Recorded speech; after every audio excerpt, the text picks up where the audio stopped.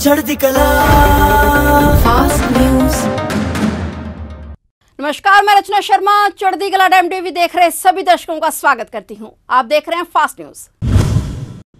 भारतीय अंतरिक्ष अनुसंधान संगठन इसरो ने 14 जुलाई 2023 को चंद्रमा की सतह पर रोबोटिक सॉफ्ट लैंडिंग की दिशा में एक और प्रयास शुरू किया। LVM-3 रॉकेट द्वारा चंद्रयान 3 अंतरिक्ष यान को पृथ्वी के चारों ओर एक कक्षा में लॉन्च करने के साथ इसरो के तीसरे चंद्रमा मिशन की शुरुआत हुई। इससे पहले 2008 और 2019 में 2 मून मिशन लॉन्च हो चुके हैं। इस बार यदि इसरो के लैंडर की चंद्रमा की सतह पर सॉफ्ट लैंडिंग सफल हो जाती है तो संयुक्त राज्य अमेरिका, रूस और चीन के बाद भारत यह उपलब्धि हासिल करने वाला दुनिया का चौथा देश बन जाएगा। रिपोर्ट के मुताबिक साल 1969 में अपनी स्थापना के बाद से देश की अंतरिक्ष एजेंसी इसरो ने उपग्रहों को अंतरिक्ष में ले जाने वाले कुल 89 लॉन्च मिशनों को अंजाम दिया है। इन मिशनों के विश्लेषण से पता चला है कि मोदी सरकार के तहत पिछली सभी सरकारों की तुलना में अधिक लॉन्चिंग हुई है। 2014 में मोदी सरकार के सत्ता में आने के बाद से भारतीय अंतरिक्ष एजेंसी ने 4 अलग अलग लॉन्च व्हीकल का उपयोग करके 47 मिशन लॉन्च किए हैं।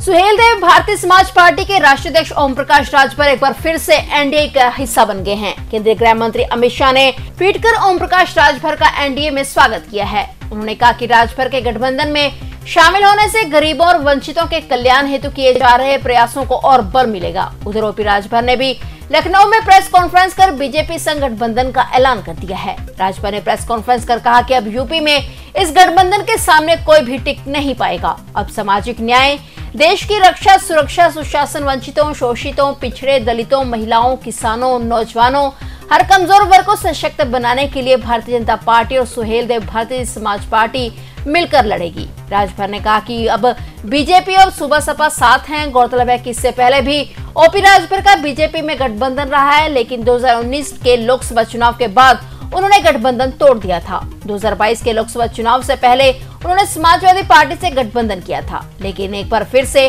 उन्होंने एनडीए गठबंधन में वापसी की है।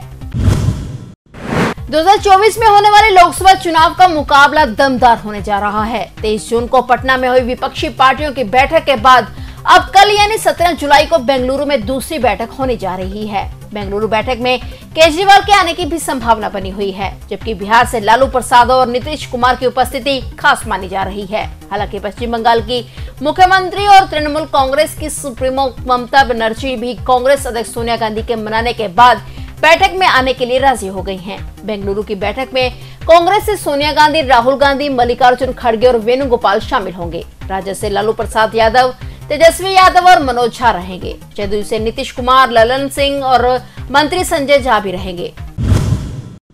यूनिफॉर्म सिविल कोड को लेकर देश भर में सियासत गर्म है। लॉ कमीशन यूसीसी को लेकर देश भर में लोगों की राय ले रहा है कि समान नागरिक संहिता को लेकर उनकी राय क्या है, लेकिन वहीं दूसरी तरफ इसको लेकर अलग अलग राजनीतिक दलों की प्रतिक्रिया भी सामने आने लगी है। इसी बीच यूनिफॉर्म सिविल कोड को लेकर जदयू का बड़ा स्टैंड सामने आ गया है। दरअसल all India Muslim personal law board के एक शिष्टमंडल ने यूसीसी को लेकर बिहार के मुख्यमंत्री नीतीश कुमार से मुलाकात कर यूनिफॉर्म सिविल कोड को लेकर अपनी चिंता जताई है। शिष्टमंडल की बात सुन नीतीश कुमार ने उन्हें भरोसा दिलाया है कि वे उनके साथ हैं। जब तक समान नागरिक संहिता को लेकर देश भर में एक आम राय नहीं बनती है, तब तक वो बिहार में यूसीसी लागू नहीं करेंगे। इतना ही नहीं, उन्होंने देश भर में यूनिफॉर्म सिविल कोड का विरोध करने की भी बात कही। कल पंजाब के सभी स्कूल खुल जाएंगे, इसकी जानकारी शिक्षा मंत्री हरजोत सिंह बैस ने ट्वीट करके दी है। उन्होंने कहा कि कल सोमवार 17 जुलाई 2023 से पंजाब के सभी स्कूल सामान्य दिनों की तरह खुलेंगे। राज्य के सभी डिप्टी कमिश्नरों को यह सुनिश्चित करने का निर्देश दिया गया है कि पंचायत, शिक्षा, स्थानीय सरकार, सिंचाई, लोक निर्माण या अन्य विभागों के समन्वय से सरकारी सहायता, मान्यता प्राप्त और निजी स्कूलों की इमारतें बच्चों की सुरक्षा के तौर पर खतरे से रहित हैं। ये सभी स्कूलों के प्रधानों और प्रबंधन कमेटियों को भी निर्देश दिए गए हैं कि वे आज अपने स्तर पर यह सुनिश्चित करें कि स्कूल भवन छात्रों के लिए सुरक्षित हैं और छात्रों की सभी प्रकार की सुरक्षा के लिए वे जिम्मेदार होंगे। यदि किसी स्कूल या इलाके में बाढ़ आ गई है या कोई स्कूल भवन क्षतिग्रस्त हो गया है तो केवल उन्हीं स्कूलों में संबंधित जिलों के डिप्टी कमिश्नर छुट्टी की घोषणा करेंगे।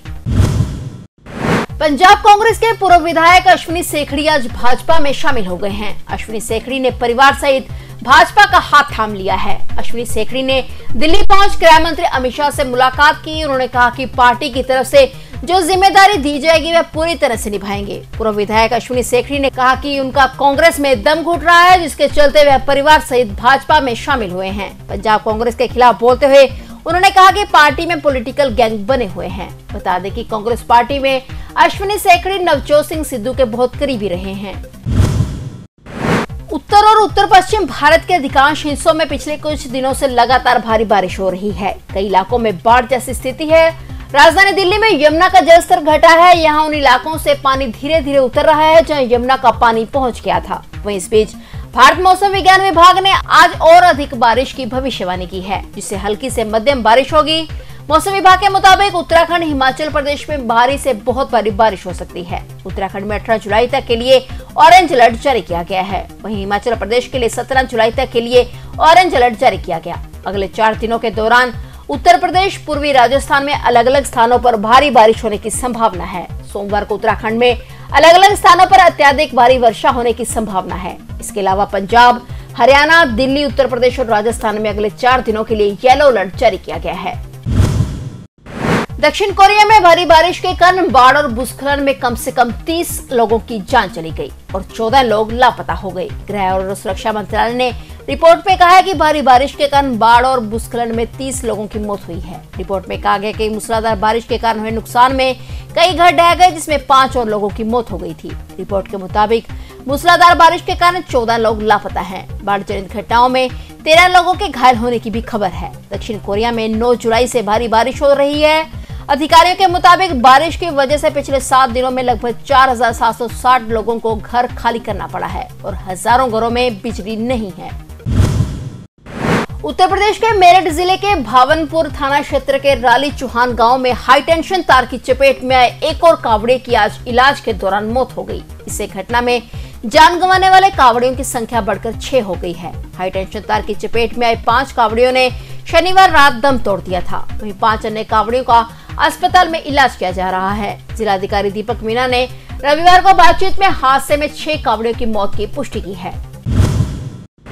देवास जिले से बड़ी खबर सामने आई है, जहां देवास जिले के थाना प्रभारी राजा राम वास्कले के डूबने से मौत की सूचना मिली है। जानकारी के मुताबिक थाना इंचार्ज नदी में से डेड बॉडी निकालने के लिए उतरे थे, लेकिन अचानक वो नदी से बाहर नहीं आ पाए और डूबने से उनकी मौत हो गई। फिलहाल फास्ट न्यूज में इतना ही और नए समाचारों के साथ फिर से हाजिर होंगे। तब तक के लिए देखते रहिए चढ़ती कला टाइम टीवी और अब मुझे दीजिए इजाजत। धन्यवाद। चढ़ती कला फास्ट न्यूज।